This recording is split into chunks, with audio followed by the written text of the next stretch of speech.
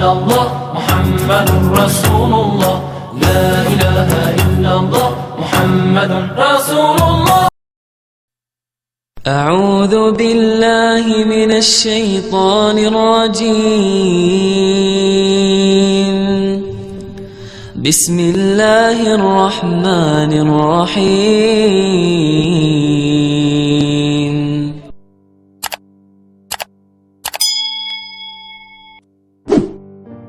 Kalau kita sedang dalam kondisi sendiri, butuh teman curhat, Allah sebaik-baik tempat curhat.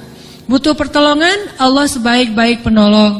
Butuh kebaikan, Allah memiliki segala kebaikan. Butuh jalan keluar, Allah lah yang satu-satunya yang punya jalan keluar dari semua kebuntuan hidup kita.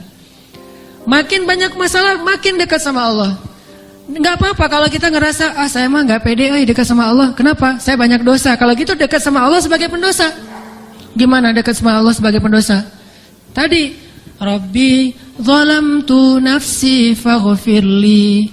Ya Rabbi, saya menzalimi diri saya sendiri, maka ampunkanlah dosa saya. Deketin Allah dengan minta ampun. Nggak pede datang ke Allah. Kenapa? Soalnya takut ngecewain Allah. Kan kita udah minta, nanti Allah ngasih. Udah gitu namanya manusia, kadang-kadang kalau udah selesai dari masalah, balik lagi dia. Jauh lagi dari Allah, lalai lagi, dosa lagi, kan suka gitu. Karena kita masih kayak ragu sama kemampuan kita. Saya bisa nggak ya istiqomah? Saya bisa nggak ya taubatan nasuha? Daripada nanti saya udah minta sama Allah, Allah tahu banget kalau saya itu masih labil, kan nggak enak. Udah nggak apa-apa. Kita berbuat dosa, datang lagi sama Allah. Dosa lagi, datang lagi sama Allah. Kapan sih Allah pernah putus asa mengampuni dosa hambanya? Yang ada itu adalah hambanya putus asa minta ampun kepada Allah. Allah mah nggak pernah putus asa. Nggak ada kalimat satupun di Al-Quran dan hadis Allah bilang gini, saya nggak akan ngampunin dosa kamu lagi. Kenapa? Udah 3 kali saya ampunin, kamu ulangi. Nggak pernah Allah ngomong kayak gitu. Baik di Al-Quran nggak pernah, di hadis nggak ada. Baik hadis Nabi nggak ada, hadis Qudsi juga nggak ada. Nggak ada cerita Allah itu ketika kita datang pertama ya diampunin, datang kedua ya udah deh, datang ketiga ini terakhir ya. Allah nggak pernah ngomong gitu kan. Pas yang keempat, tidak ada maaf bagimu. Enggak ada Allah ngomong kayak gitu. Selalu, wahai hambaku, qul ya ibadiyalladzina asrafu ala anfusihim. Katakan kepada hambaku yang sudah banyak dosa dan menzalimi diri sendiri. Qul ya ibadiyalladzina asrafu ala anfusihim. Allah tuh baik banget loh sama kita. Allah tahu kita banyak dosa, tapi Allah masih manggil kita tuh ibadi, hambaku gitu coba. Itu panggilan lembut loh dari Allah. Allah kalau kasar panggil nama, ya Hanan, itu kasar tuh. Tapi ya ayah abdi itu lembut. Sama kayak Aisyah kalau marah sama Rasulullah manggilnya Muhammad. Aisyah, ini kata Aisyah sendiri, Aisyah radhiyallahu anha. Jadi kalau Aisyah manggil Rasulullah, ya Rasulullah, itu lagi enak tuh perasaannya, lagi moodnya lagi enak. Tapi kalau ya Muhammad, itu lagi marah. Tapi Rasul dipanggil Muhammad biasa-biasa aja ya. Kita mah kalau dipanggil nama, istri celaka nih, durhaka segala macam, keluar dalil. Nabi aja yang punya dalil nggak pernah ngeluarin, kita yang nggak punya dalil suka ngeluarin, kan aneh tuh. Hadis itu ucapan siapa? Ucapan Nabi kan? Ucapan saya apa ucapan Nabi? Lalu kenapa saya lebih sering mengeluarkan hadis itu daripada Nabi? Kan aneh tuh. Nabi aja yang ucapan beliau sendiri, hadis beliau sendiri, nggak pernah ngeluarin hadis-hadis tentang istri harus kayak gini untuk ngedidik istrinya supaya istrinya tunduk. Nggak.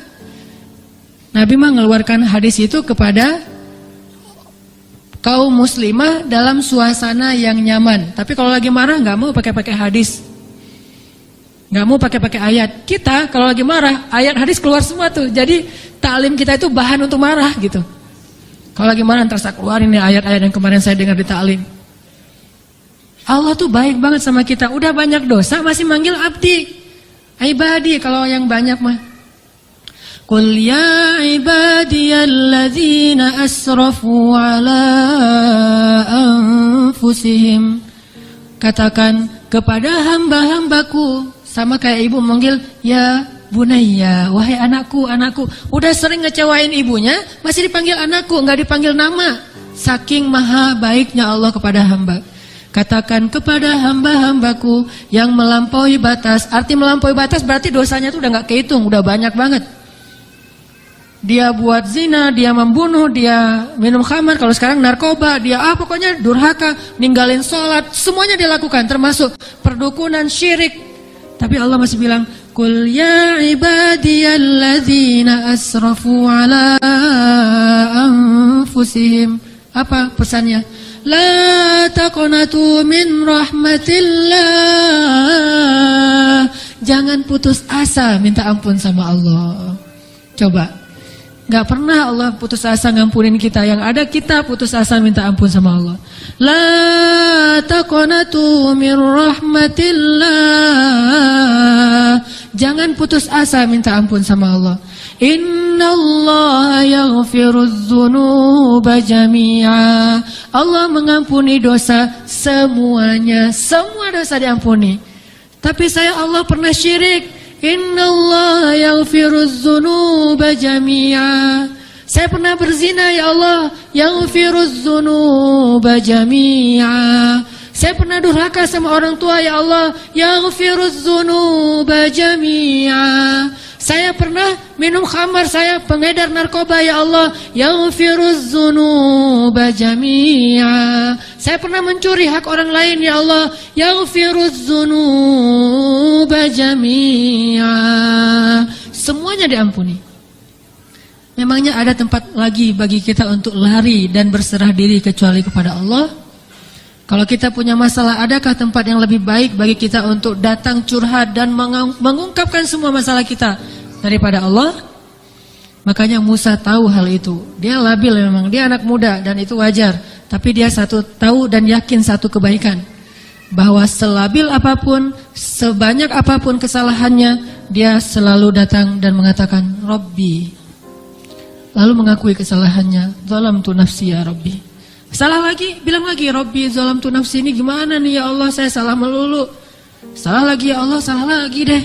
Salah lagi ya Allah, salah terus. Salah lagi ya Allah, tolong dong, saya pengen berubah. Terus aja gitu.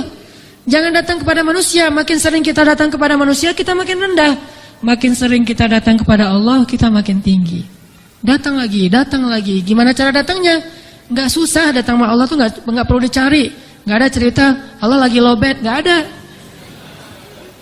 Kalau manusia kita japri, kita telepon lagi lobet, dia nggak akan. Atau lagi enak-enak telepon, tiba-tiba mati teleponnya.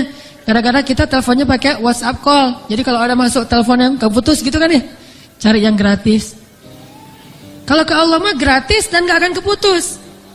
Call Allah mah gratis, tinggal gini doang nih. Jadi teleponnya di telapak tangan kita ini adalah gadgetnya.